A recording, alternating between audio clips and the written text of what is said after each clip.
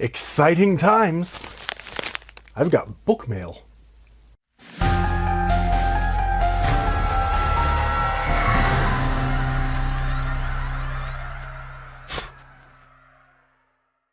Indeed, I have just received this wonderful parcel.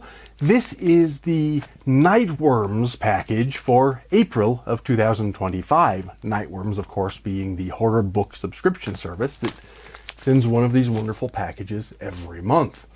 And so I'm going to open it up and see what's inside, as I do every month.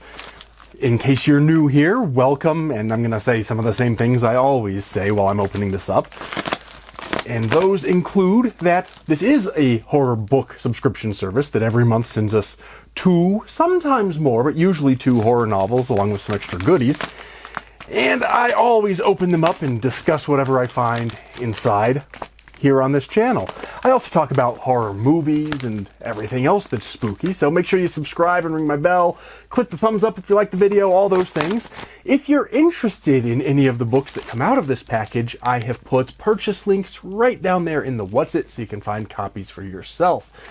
But that's all of the jibber jabber I need to get through every time, so let's talk about what we're actually here for, and that's to find out what these books are. The first thing I notice as I'm opening the package is that usually the books are in this secondary black package, and one of them is not. So I'm just going to leave this here as such, and we'll go from here. So the first thing, there's this goodie bag that always has some extra stuff in there. I'm going to set that to the side for now. The first book to come out is this one that was not in that black envelope. That is a book entitled Blood on Her Tongue by Joanna Van Veen. Blood on Her Tongue by Joanna Van Veen. This is not a book or an author I'm familiar with. Credit where it's due in terms of the physical design of the book. The cover art is pretty good, but what I particularly like are the design of the pages. I'm not sure how well it's showing on camera, but the pages are designed with these blood I don't want to say blood stains, but these blood droplets running down the pages. So that's quite artful. I like that. And that is true all the way around on all 3 of the loose edges. So that's fun. Like I said, I don't know much about this book, so let's read the description here on the back and see what it's all about. It says, "I'm in your blood, and you are in mine." The Netherlands, 1887. Lucy's twin sister Sarah is unwell. She refuses to eat, mumbles nonsensically, and is increasingly obsessed with a centuries-old corpse recently discovered on her husband's grand estate. The doctor has diagnosed her with temporary insanity caused by a fever of the brain. To protect her twin from a terrible fate in a lunatic asylum, Lucy must unravel the mystery surrounding her sister's condition, but it's clear her twin is hiding something. Then again, Lucy is harboring secrets of her own, too. Then the worst happens. Sarah's behavior takes a turn for the strange. She becomes angry and hungry.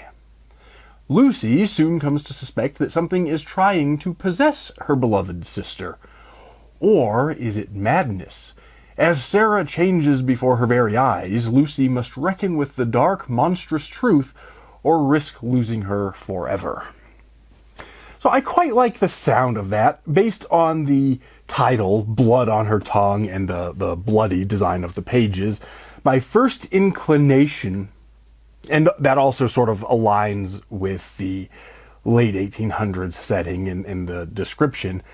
My first inclination is to suspect this might be some sort of a take on a vampire story, but it does not explicitly say so in the description, and I'm not sure if that's actually what this is all about or not. This could end up being a sort of demonic possession story that just takes place through the blood rather than through some sort of mystical apparatus or method. Or it could be a vampire story, or it could be something entirely different.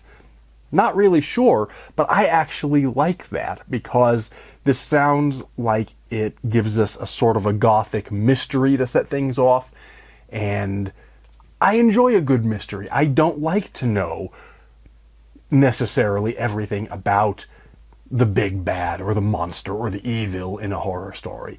I think the unknown is generally much more frightening than the known. This is something I've talked about at length here on this channel and in my writings and elsewhere.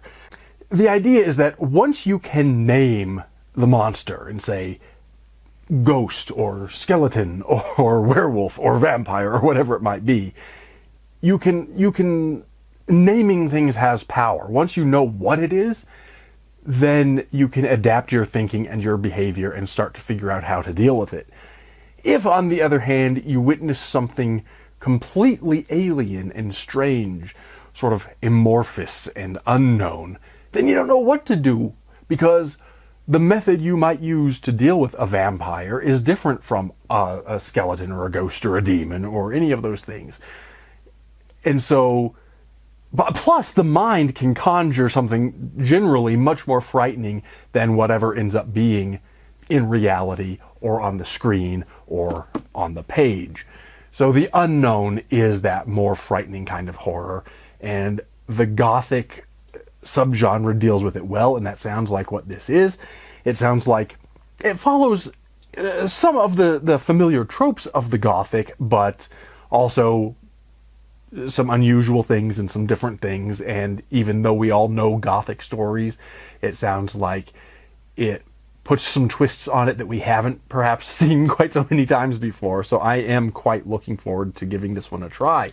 As I said, I've never read the author before. I know nothing about the novel except what I have just read on the back, but it sounds right up my alley. And then next we have the usual black padded envelope. Is there anything else in this white one? There is not. I'm going to put that away. And, oh, this one is still sealed too. I need to open up this black one as I usually do. So bear with me while I do that. I can feel, just from feeling the outside, that it's a hardcover, which I always like. And let's dig right in and see what this one is. This one, this hardcover, come here, get out of there, is a book entitled Nowhere by Alison Gunn. And again, not an author I have read before, and not a book that I know much about.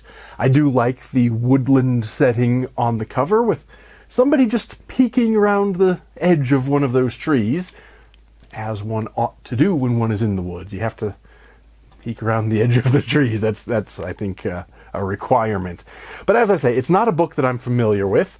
There seems to be a description on the back and on the flap, so let's start with what it says on the back, and then I'll read the flap, and we'll see where we get to. The back of it says, "The woods should have been alive with activity, winter melting away and spring waking lurking creatures."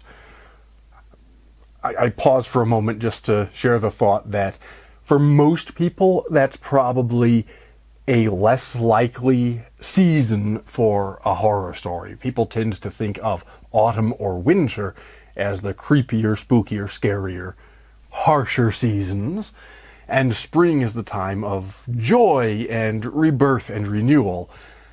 However, there's pollen in the air as we embark upon this spring, so I would prefer the winter, and spring, with the threat of increasing temperatures as we approach summer, is a much more frightening season for somebody like me. Nothing to do with this novel, I just had to get that off my chest. Carrying on, it says, "Rachel should have been able to hear the roaring of that god-awful river, but all that remained was the wind overhead and her boots crunching on dead leaves. Suddenly, the hair on the back of Rachel's neck rose despite the scarf she wore and the day's mild temperature. Her heart picked up its pace while her palms grew slick. Perhaps someone was watching her, her body instinctively reacting to the threat of being hunted. That's not what it felt like, though. She wasn't being stalked. Rachel was being called. From the woods, where the trees grew denser and the sunlight struggled to reach the underbrush, something beckoned her. Those woods, they wanted her attention. wanted to absorb her into the darkness until the world forgot her name, wanted to steal her breath and return the forest to complete stillness. Tiny, warm fingers crept up and closed around her wrist. So that sets us up. It doesn't tell us a whole lot about what it's really about. It gives us kind of a sense of it, or sort of a hint of a scene. But there's also a description on the flap here, which says, a spine-tingling and twisty debut about a series of disappearances in a small fundamentalist town and what one broken family must do to remain together as dark forces close in. After losing her young son in an accident, Rachel Kennan throws herself into her career as police chief of a small Virginia town to avoid focusing on her grief. Meanwhile, her husband, Finn, a washed-up writer whose alcoholism led to the devastating tragedy that changed everything, struggles to redeem himself before his family completely falls apart. I'm liking the sound of this just from a character perspective so far, dealing with alcoholism and broken families and things. Those tend to be worthy sorts of dysfunctional family situations to start off a horror novel. Carrying on, it says, their love for their two daughters is the only thing keeping Rachel and Finn together, but the girls have demons of their own. At the same time, a disturbing crime rocks their tight-knit religious community, sending Rachel chasing leads in a place that does not take kindly to outsiders. When an ominous force in the forest starts calling to the children, which brings us back to what I read on the back, when an ominous force in the forest starts calling to the children, fear spawns hate among the townspeople, placing the Kennan family directly in the line of fire. Left with no choice but to rely on each other, Rachel and Finn must come together to face threats inside and out. A haunting family saga and a disquieting horror debut, Nowhere draws from Appalachian folklore to caution us that true terror is what we bury in our own hearts. I quite like the sound of this one as well. And again, it doesn't tell us a whole lot about what the evil is. It's just that something is in the woods and it's summoning children, presumably to their demise, and there's this grisly crime that rocks this community. I like the broken family trying to put their lives back together element of this. I like the creepy thing in the woods. Woods are inherently creepy places, I think, and I like that.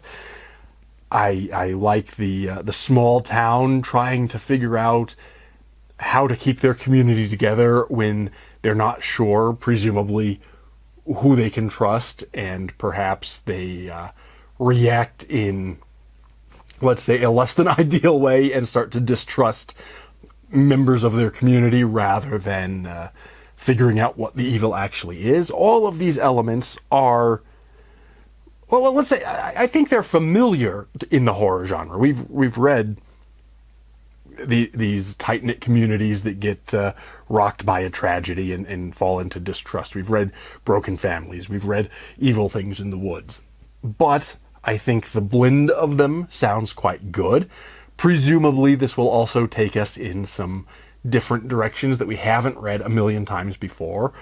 Because if it was just formulaic, I think the description probably would have tipped that off, and it sounds like there are some things here that are, if not maybe entirely original, at least original enough. It sounds, again, right up my alley, in a similar way and in a different way. They both have sort of gothic elements to them, but also quite different flavors from the sound of things. And like I said, both of them sound quite intriguing, and though I have not read either of them, and so I can't review them yet. And by the way, if you do want to see my reviews of the books that I've been reading, I do monthly book review videos as well, where I talk about whatever I've been reading, these Nightworms ones or otherwise, so subscribe and ring the bell for that.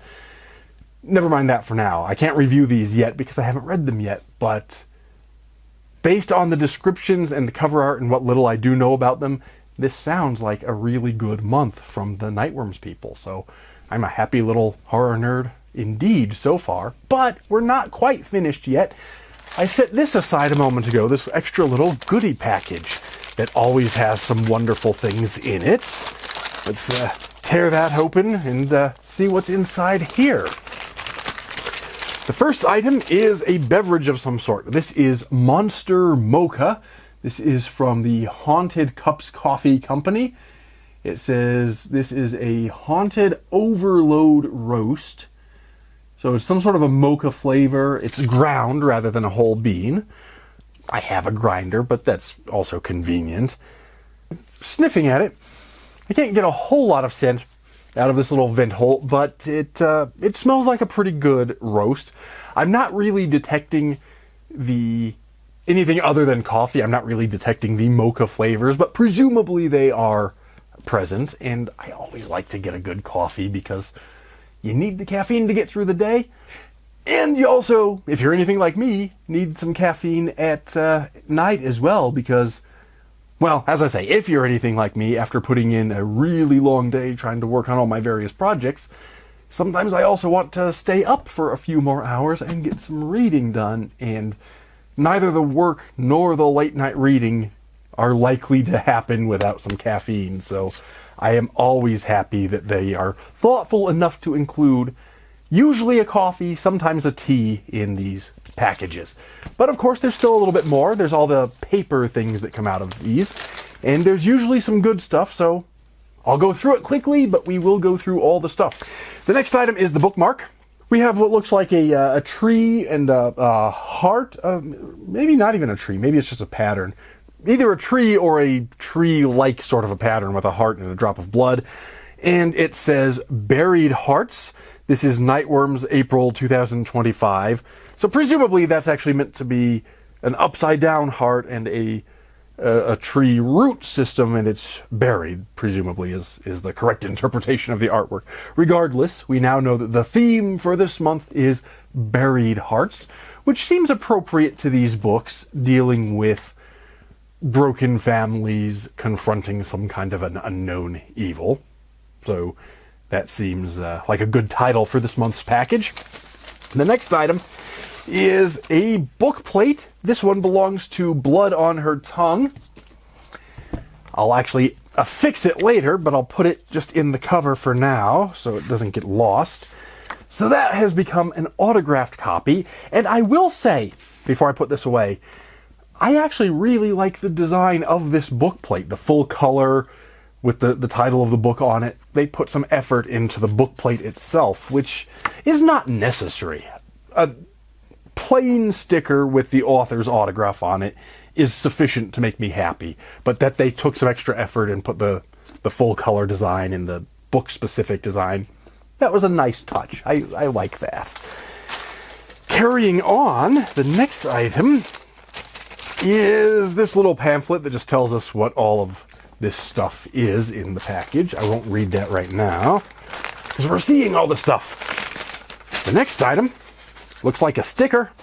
It is in fact a sticker, and we have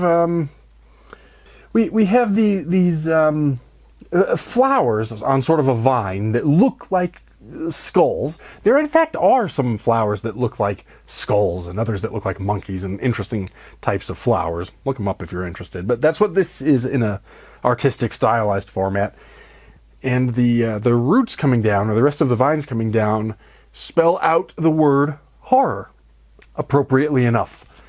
So, and as I've said before, probably on most of these videos, if you're a sticker person, if you like to collect stickers or put stickers on all your stuff, these are usually some good ones. Here's actually another one. This one says, kinda bookish and kinda spookish. And we have some, a stylized heart with books in it and ghosts all around reading said books. I quite like that design as well. Next, there's still a little bit more. We have, here is another book plate. This one will be Allison Gunn, and it will belong to Nowhere.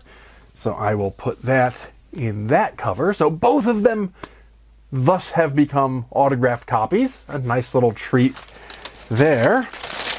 And is that the last of it? that is indeed the last of the stuff.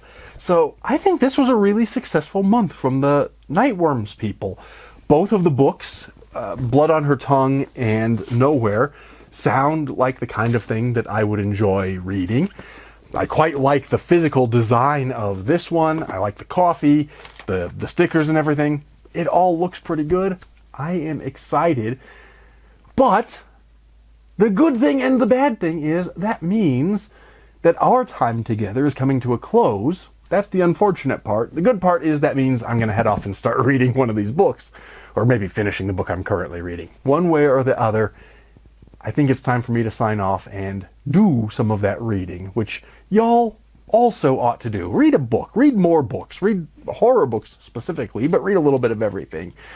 While you're at it, some other things that you can do that would be very much appreciated would, of course, be click the thumbs up on this video, subscribe to my channel, ring my bell, tell a friend, share this, leave me a comment, tell me what you've been reading, tell me what you think about these books. All of those things. Holy shit, that thunder is loud. Well, never mind that. It's apparently becoming a stormy night. I didn't know there was thunder in the forecast, but that makes it all the more appropriate. So, do all the things I was talking about before I was distracted by the weather. And as always, until next time, take care and stay scared.